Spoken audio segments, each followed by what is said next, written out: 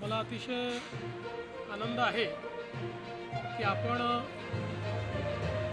अहिल्यादेवी होळकर, पुण्यश्लोक अहिल्यादेवी होळकर शेतकरी कर्जमाफी योजना जी घोषित केली होती, त्या योजनेच्या अंतर्गत आषाढीला आपण पहिली यादी घोषित केली होती.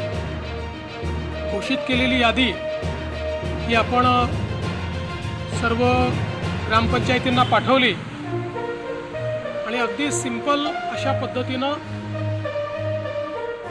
जे काही शेतकरी आहेत त्यांनी केवळ जाऊन आधार ऑथेंटिकेशन करायचं, कुठलाही अर्ज नाही किंवा कुठल्याही प्रकारचे इतर गोष्टींची आवश्यकता नाही.